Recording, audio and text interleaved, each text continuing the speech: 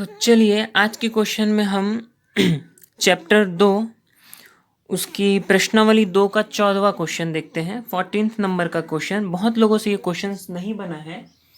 देखते हैं इस क्वेश्चन में ऐसा क्या है।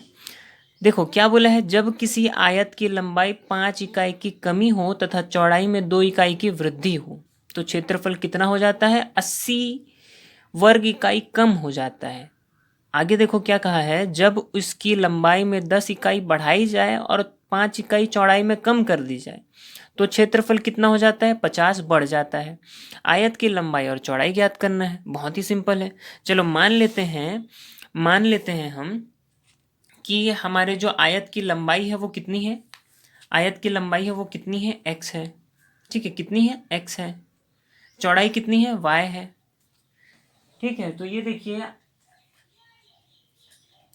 देखिए ये मेरा क्या है, आयत की लंबाई कितनी है, x, चौड़ाई कितनी है, y। तो बताओ आयत का क्षेत्रफल क्या हो जाएगा, लंबाई गुणा चौड़ाई, x गुणा y। करेक्ट है। देखो पहली शर्त में क्या बोला था कि लंबाई को 5 इकाई कम कर दे रहे हैं, मतलब 5 घटाएंगे। चौड़ाई को 2 इकाई बढ़ा दे रहे हैं, मतलब 2 हम बढ़ा देंगे। करेक्ट है, 2 हम बढ़ा देंगे। अब इन दोनों को करने की वजह से हमारा क्षेत्रफल क्या हो जाता है, क्षेत्रफल में 80 इकाई की कमी हो जाती है। ठीक है, तो देखो हम जान सकते हैं ये क्या होता है, लंबाई गुणा चौड़ाई होता है। लंबाई गुणा चौड़ाई होता है तो लंबाई कितनी है, x ऋण 5, चौड़ाई कितनी है, y धन 2, बराबर आयत का क्षेत्रफल। करेक्ट है, आयत का क्षेत्रफल। अब इन दोनों को हमको हल करना है तो देखो x का y से गुणा हुआ है ना, ऋण 5y धन 2x ऋण 10। ठीक है, इन दोनों को जब हम सॉल्व करते हैं तो ये इक्वेशन मिलेगा। ठीक है, यहाँ से एक्स वाई कट जाता है और हल करने पर हमको समीकरण 1 प्राप्त होता है। दूसरी शर्त में देखो क्या कहा है कि 5 इकाई कम करना है किसको, 10 इकाई बढ़ाना है लंबाई को और चौड़ाई को करना है 5 कम। तो देखो लंबाई 10 बढ़ा दिया, चौड़ाई को मैं 5 कम कर दिया, तो क्षेत्रफल कितना बढ़ गया, 50 बढ़ गया। तो सेम उसी प्रकार से लंबाई गुणा चौड़ाई बराबर क्षेत्रफल, लंबाई गुणा चौड़ाई बराबर क्षेत्रफल। देखो फिर से देख लो, लंबाई गुणा चौड़ाई बराबर क्या है, ये मेरा क्षेत्रफल है ना। ऊपर में देखो मान लिखा हुआ है, लंबाई मेरी कितनी है, चौड़ाई मेरी कितनी है और क्षेत्रफल मेरा कितना है। ठीक है, इन दोनों समीकरण को इसको जब हम हल करते हैं तो ये प्राप्त होता है। अब इस पूरे समीकरण को जब हम हल करेंगे, इस पूरे समीकरण को जब हम हल करते हैं तो हमको ये देखो ये प्राप्त होता है, -5x धन 10y ऋण 100। अब देखो पूरे समीकरण में 5 से भाग जा सकता है, ये यहाँ पे भी 5 है, यहाँ पे 0 है, 0 है। इकाई का अंक अगर 5 और 0 हो तो वह 5 से भाज्य होता है।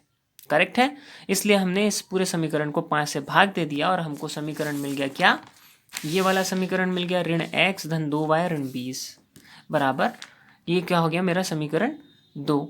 अब यहाँ से मैंने x का मान निकाल लिया, इस पूरे x को उधर पक्षांतर कर दिया तो x बराबर क्या आ गया, 2y ऋण 20। अब समीकरण 1 से देखो क्या हो रहा है, समीकरण 1 से देखो क्या हो रहा है, समीकरण 1 से हमने x का मान रख दिया। समीकरण 1 मेरा क्या है, समीकरण 1 मेरा क्या है, देखो यहाँ पे समीकरण 1 है 2x ऋण 5y धन 70। क्या है देख लो, लिख देता हूँ मैं, 2x ऋण 5y धन 70 बराबर 0। ये मेरा क्या था, समीकरण 1 था। x की जगह में मैंने मान रख दिया x का और पूरे समीकरण को एज इट इज रख दिया।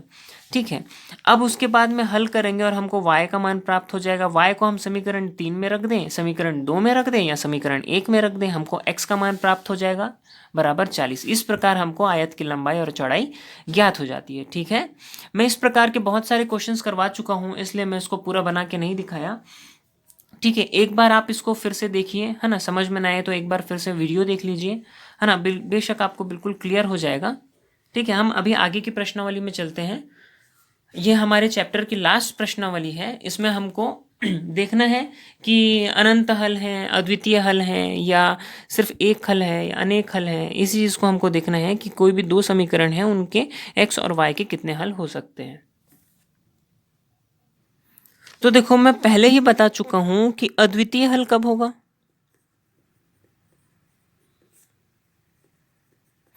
अद्वितीय हल कब होगा, जब रेखाएं कैसी होंगी, प्रतिच्छेदी होंगी। जब रेखाएं कैसी होंगी, प्रतिच्छेदी होंगी।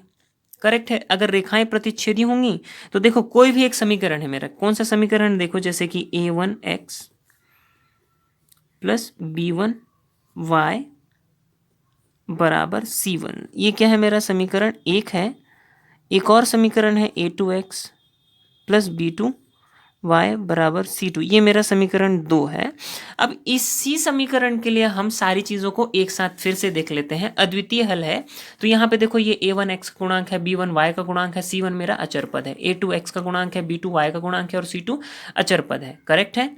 अद्वितीय हल कब होगा, जब A1 बटा A2 does not equal to होगा B1 बटा B2 के। ठीक है, डज नॉट इक्वल टू होगा B1 बटा B2 के। इसमें क्या, सिर्फ एक हल प्राप्त होगा हमको। जब ऐसी स्थिति हमको मिलेगी तब कितना हल प्राप्त होगा, एक हल प्राप्त होगा। अब हम क्या देखेंगे, देखो कोई भी समीकरण का कोई हल नहीं मिलेगा, कोई भी हल नहीं मिलेगा, कोई हल नहीं। कब होगा, जब रेखाएं कैसी होंगी, समांतर होंगी। जब रेखाएं कैसी होंगी, समांतर होंगी, तो एक दूसरे को ये प्रतिच्छेद करेंगी क्या, नहीं करेंगी। तो इस स्थिति में जो हमको मिलेगा, x और y का कोई भी मान नहीं मिलेगा, x और y का कोई मान नहीं मिलेगा। तो यहाँ पे क्या आ जाएगा, A1 बटा A2 बराबर होना चाहिए B1 बटा B2 के। बराबर नहीं, ये दोनों बराबर नहीं होना चाहिए किसके, C1 बटा C2 के। करेक्ट है। अब देखो क्या चीज, अनंततः अनेक हल होंगे, अनंततः अनेक हल, एक से ज्यादा हल मिलेंगे आपको। तो ये एक से हल कब मिलेंगे, देखो जितनी प्रतिच्छेदी रेखाएं देखो जितना हमको प्रतिच्छेदन बिंदु मिलेगा उतने हमारे x और y के मान। अनंततः अनेक हल मिलेंगे मतलब हमको अनंततः प्रतिच्छेदन बिंदु मिलेगी। कैसे, देखो ये मेरी पहली रेखा, ठीक है, इसी के ऊपर में इसको हम क्या बोलेंगे, संपाती रेखाएं बोलेंगे। ठीक है, इसी के ऊपर में कोई और रेखा है, समझ रहे हो बात को, है ना। तो ये मेरी एक रेखा और ये मेरी दूसरी रेखा। करेक्ट। इस तरह से तो इनके बीच में देखो बिंदुएं बहुत सारी हैं, बहुत सारी बिंदुएं हैं जो इनको काटेंगी। इसका मतलब हमको अनंततः अनेक हल प्राप्त होगा। तो इसके लिए जो इक्वेशन है वो कैसा आ जाएगा, A1 बटा A2 होना चाहिए, बराबर होना चाहिए B1 बटा B2 के, और ये भी बराबर होना चाहिए C1 बटा C2 के। बस हमको इजी तीन ही कंडीशन को याद रखना है, और बस इतना याद कर लोगे तो आपसे ये पूरी प्रश्नावली हल हो जाएगी। ठीक है, चलिए सीधे हम प्रश्नावली में चलते हैं। देखो प्रश्नावली में लिखा क्या है, प्रश्नावली 3 है। दर्शाइए कि निम्न समीकरण निकाय का एक अद्वितीय हल है। क्या बोल रहा है, दर्शाना है कि हमको एक अद्वितीय हल है। तो देखो कैसे दर्शाएंगे हम इसको, अद्वितीय हल है या नहीं है। हमको दे दिया है एक इक्वेशन, ठीक है, क्वेश्चन पहला है ये मेरा। हमको क्या दे दिया है, एक इक्वेशन दे दिया है, क्या, 3x धन by बराबर 12, 5x धन 3y बराबर 4। ठीक है, ये मेरे लिए हो जाएगा क्या, समीकरण 1, समीकरण 2। ठीक है ना। अब क्या रखेंगे हम, सामान्य समीकरण हमारा देखते हैं। सामान्य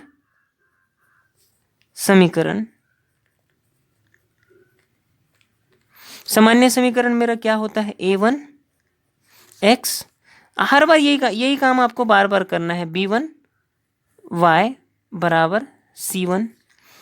ठीक है, A2x प्लस B2y बराबर C2। ये मेरा समीकरण 3, ये मेरा समीकरण 4। ठीक है, अब हमको क्या लिखना है कि समीकरण 1 की तुलना समीकरण 3 से, व समीकरण 2 की तुलना किससे करेंगे, हम समीकरण 4 से करेंगे। दोनों समीकरण है, एक एक समीकरण से तुलना कर दो आप। तो हम लिख देते हैं समीकरण 1 व 2 की तुलना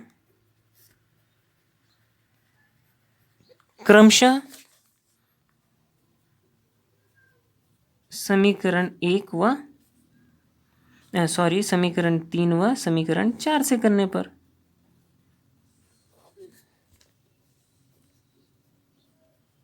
समीकरण 4 से करने पर तो देखो जब हम ये करेंगे तो देखो A1 का मान क्या मिलेगा, देखते जाओ, कंपेयर करते जाओ बस। देखो चिन्ह धन धन है, सबके धन धन है, मतलब कोई तकलीफ तो होनी नहीं है। A1 बराबर देखो मेरा क्या आ जाएगा, 3 आ जाएगा। B1 बराबर मेरा कितना आ जाएगा, सॉरी यहाँ पे 5 था। ठीक है। B1 बराबर कितना आ जाएगा मेरा 5 आ जाएगा। C1 बराबर कितना आ जाएगा 12 आ जाएगा, है ना। इसी प्रकार A2 बराबर कितना आ जाएगा 5 आ जाएगा। ठीक है। B2 बराबर कितना आ जाएगा 3 आ जाएगा और C2 बराबर कितना आ जाएगा 4 आ जाएगा। ठीक है। अब हमको क्या बोला है, अद्वितीय हल होना चाहिए, है ना। तो अद्वितीय हल होना चाहिए, है ना। निकाय का क्या होना चाहिए, निकाय का अद्वितीय हल होना चाहिए। पहले ही बोल दिया है अद्वितीय हल होना चाहिए, है ना। अगर पहले बोल दिया है तो आप लिख दोगे। अद्वितीय हल के लिए कंडीशन क्या थी बताओ मेरे को, A1/A2 does not equal to B1/B2। क्या इसको ये सही साबित करता है, देखो सही साबित करता है कि नहीं। A1 का मान क्या है 3/5, B1 का मान क्या है 5/3, यही है B1/B2। तो दिख रहा है, साफ साफ है। क्या 3/5 बराबर हो सकता है 5/3 का, नहीं हो सकता है। ठीक है। बस लिख देंगे हम ये नीचे में कि निकाय का हल अद्वितीय होगा, है ना। क्वेश्चन में क्या पूछा है, पूछा है दर्शाइए कि निम्नलिखित समीकरण निकाय का हल अद्वितीय होगा, है ना। तो आपने दर्शा दिया, अतः निकाय का हल क्या होगा, अद्वितीय होगा। बस अतः निकाय का हल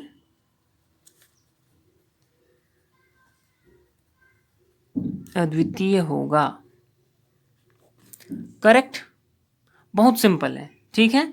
अगला क्वेश्चन देखो, अगला क्वेश्चन क्या बोला है, दर्शाइए कि निम्नलिखित समीकरण निकाय के अनंततः अनेक हल होंगे। क्या बोला है, अनंततः अनेक हल होंगे। तो अनंततः अनेक हल के लिए कंडीशन क्या थी, है ना। क्वेश्चन नंबर 2 है जो मेरा, अनंततः अनेक हल के लिए कंडीशन क्या थी, A1/A2 बराबर B1/B2 बराबर C1/C2। अगर ये इसको सिद्ध कर देता है, अगर ये तीनों चीज़ें बराबर मिल जाती है आपको यहाँ से, अगर आप 2/6 ऋण 3/9 और 5/15 करके आप अगर उसको बराबर कर दो, दिखा दो, तो हम क्या करेंगे, हम दर्शा देंगे कि समीकरण निकाय के क्या अनंततः अनेक हल के, जैसे पहला बनाए हो सेम टू सेम वैसे दूसरा बनाना है। बस यहाँ पे इसके जगह में आपको क्या रखना है, इसको रखना है। करेक्ट। ठीक है। तीसरा क्वेश्चन देखो क्या कह रहा है, के मान ज्ञात करो जिसके लिए निम्नलिखित समीकरण निकाय का कोई भी हल ना हो। क्या बोल दिया है, कोई भी हल नहीं होना चाहिए। किसके लिए, के का मान ज्ञात करो जिसके लिए निकाय समीकरण निकाय का कोई भी हल ना हो। तो कोई भी हल नहीं कब होगा, जब हमारा A1/A2 इक्वल टू होगा किसके, B1/B2 के, और वो नॉट इक्वल टू होगा किसके, C1/C2 के। तो चलो आगे सॉल्व करते हैं। देखो अगला क्वेश्चन देखो, क्वेश्चन नंबर 3 का मैं दूसरा नंबर का क्वेश्चन बनाता हूं। इसमें क्या बोला है, कोई हल नहीं होगा। सबसे पहली चीज जो हम करते हैं, है ना, हमको सामान्य समीकरण पता है। ठीक है। सामान्य समीकरण आप आसानी से लिख सकते हो, क्या, A1x प्लस B1y बराबर C1। ठीक है। ये क्या हो जाएगा मेरे लिए, समीकरण 3 हो जाएगा। ठीक है। आगे चलते हैं, है ना, A2x plus B2y, A2x plus B2y बराबर C2, ये हो जाएगा मेरे लिए समीकरण 4, है ना। अब क्या करोगे, आप तुलना करोगे। ठीक है। सेम चीज लिखना है आपको पूरा पूरा, है ना। समीकरण 1 व समीकरण 2 के क्रमशः समीकरण 3 व समीकरण 4 से तुलना करने पर तो हमको देखो A1 का मान प्राप्त हो जाएगा। A1 बराबर कितना मिलेगा, K। देखो A1 बराबर कितना है, K।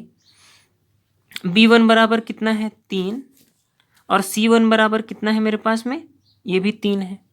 करेक्ट है। उसके बाद में देखो A2 बराबर कितना है 12, B2 बराबर कितना है K, और C2 बराबर कितना है, C2 बराबर कितना है 6। ठीक है। C2 बराबर कितना है 6। अब क्या करेंगे, दिया गया है, क्या होना चाहिए, कोई भी हल नहीं होना चाहिए, कोई भी हल ना हो, समीकरण निकाय का कोई भी हल ना हो। तो इसके लिए कंडीशन हम जानते हैं, क्या होता है, A1/A2 होता है, बराबर आना चाहिए किसके, B1/B2 के, और ये बराबर नहीं होना चाहिए किसके, C1/C2 के। करेक्ट है। मान रखते चलो आप, A1 का क्या है, K/12 बराबर 3/K बराबर नहीं होना चाहिए किसके, 3/6 के। ठीक है। अब इसी को हम थोड़ा सा अगर सिंप्लीफाई कर दें तो 3 एकम 3 आता है, 3 दूनी 6 आता है। मतलब इन दोनों का मान क्या नहीं होना चाहिए, 1/2 बस नहीं होना चाहिए। तो देखो हम आगे हल करते हैं इसको। आगे हम क्या करते हैं, हल करते हैं इसको। तो देखो इन दोनों को लेके चलते हैं, k/12 बराबर 3/k को लेके चलते हैं, है ना। ये तो हो गया, ऑलरेडी सॉल्व है। उसको नहीं लेके चलते हैं, इन दोनों को लेके चलते हैं। तो देखो आगे जाने के बाद क्या हो जाएगा, इस k का k से गुणा कर दो, 12 का 3 से गुणा कर दो, तो क्या आएगा, k का k से गुणा होने पर k का वर्ग 12 तिया, है ना। यहाँ पे मैं लिख देता हूँ फिर से, k गुणा k बराबर 3 गुणा 12, ठीक है,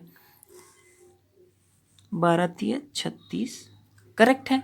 अब देखो यहाँ पे वर्ग है, यहाँ पे 36 है। जब वर्ग उधर ट्रांसफर होता है तो किस में बदल जाता है, करनी में बदल जाता है। और हम कैसे लिखते हैं उसको, धन ऋण करनी 36 लिखते हैं, है ना। ठीक है, हम पिछली कक्षाओं में इनको पढ़े हैं, तो इस चीज़ से किसी को कोई तकलीफ नहीं होनी चाहिए। जब वर्ग उधर जाता है तो हम धन ऋण करनी 36 लिखते हैं। अब करनी 36 का मान कितना आता है, हम सभी जानते हैं कि 6 6 36 होता है, इसलिए करनी 36 का मान कितना आएगा, 6। के हमको 2 मान प्राप्त हुए। कौन कौन से 2 मान प्राप्त हुए, एक तो +6, एक तो -6।